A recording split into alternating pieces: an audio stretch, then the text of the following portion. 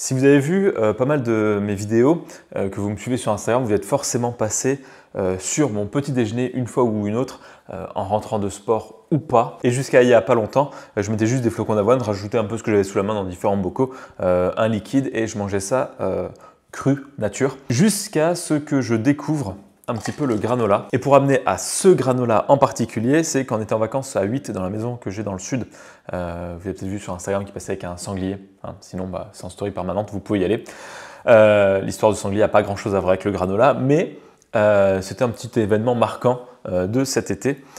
Donc, un granola uniquement avec des produits que j'ai achetés à Lidl. D'habitude, je vais en magasin bio, je prends en vrac un peu ce que j'ai sous la main, je vois un peu et je change. Là, je vais vous montrer pour faire ce granola avec que des produits que j'ai trouvés à Lidl.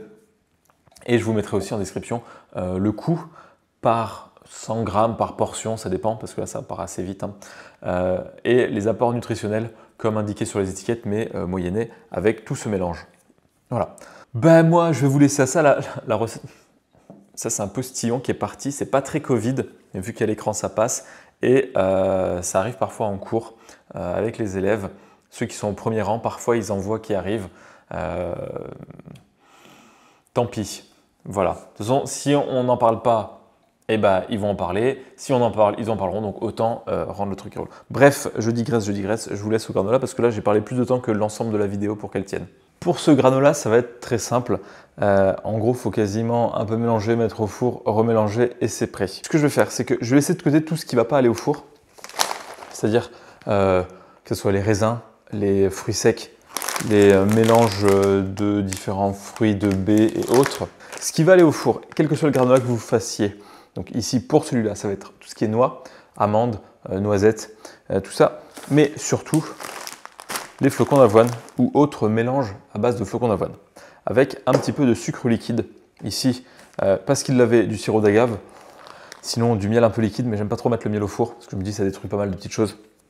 Sinon un petit sirop qu'on a sous la main, ça peut être sympa pour apporter un petit peu de couleur et de croquant une fois que c'est passé au four et que c'est un petit peu caramélisé. Vous avez toutes les quantités et même les apports nutritionnels en description. Donc là on va partir sur 1,5 kg de flocons. Je vais mettre à peu près la moitié du flacon et on mélange jusque là, rien de trop compliqué. Et là on a quasiment fini la partie compliquée. Donc évidemment quand vous en faites des quantités industrielles comme ça pour 2 semaines, ça occupe pas mal de la plaque de four. Et il faudra retourner plusieurs fois. Là, on a de la chance d'avoir une plaque qui est assez profonde, donc ça devrait être assez facile à remuer. Ça sent bon. Il note un petit peu d'orange, je ne sais pas trop d'où ça vient. Et ce que je vais faire avant de remuer pour la première fois, c'est de mettre les amandes au-dessus. Comme ça, elles pourront torréfier et elles me donneront une indication de quand est-ce que c'est prêt, quand la peau commence à craqueler. Donc en gros, 400 grammes. Je dirais 200 degrés, chaleur tournante. Ça, c'est important parce que le but, c'est de sécher un petit peu tout le sucre et de cuire un petit peu tout ça.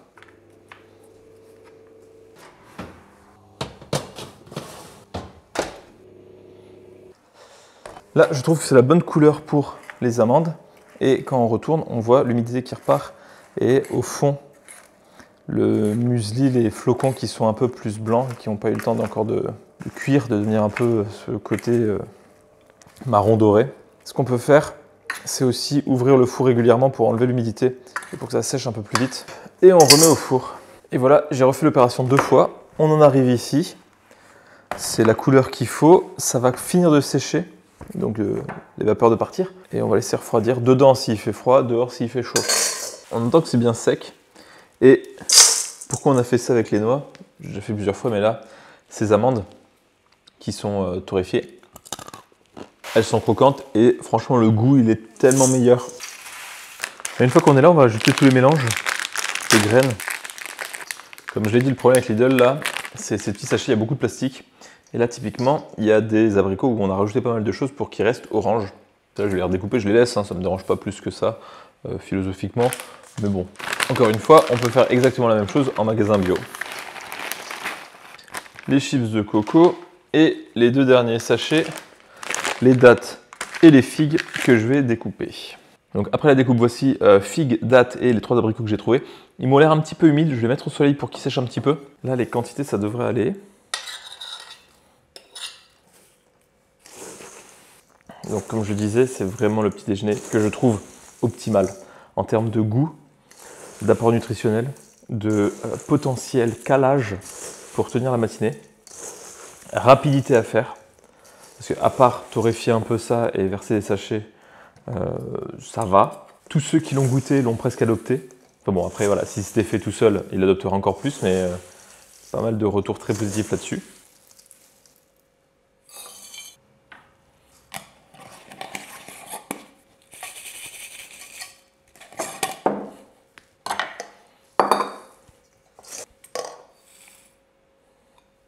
Donc on a 3, 4, 5 litres en volume de granola, avec toutes les informations en description, et il a l'air vraiment pas mal du tout. Donc là, ce que je trouve super bon avec ce granola, c'est de mettre un yaourt. Après, chacun fait comme il veut. Souvent, on peut voir avec différents laits classiques ou vers les boissons végétales. Là, un yaourt, une compote, je trouve ça super bien. Je fais genre, c'est le petit déjeuner. En fait, il est midi, ça va être mon repas de midi, parce que j'ai pas eu le temps de filmer ce matin. Et donc, si je vois que c'est un peu trop sec, je mets juste un petit peu d'eau. Voilà. Plus que juste un muesli nature, ce côté torréfié apporte vraiment un goût différent. Et là, si on reprend une amande, on est 2 jours après dans le bocal, elle est toujours un niveau au-dessus que celle qu'on achète dans les sachets sans les avoir torréfiés préalablement. Sans trop de surprise,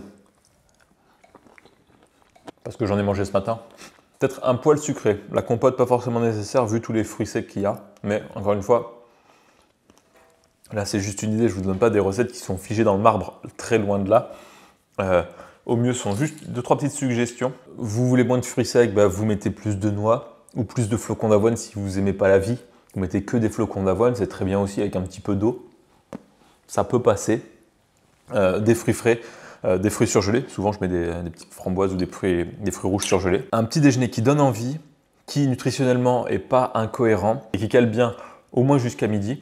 Donc là, je pense que c'est l'allié parfait de la rentrée. Hein. À très bientôt.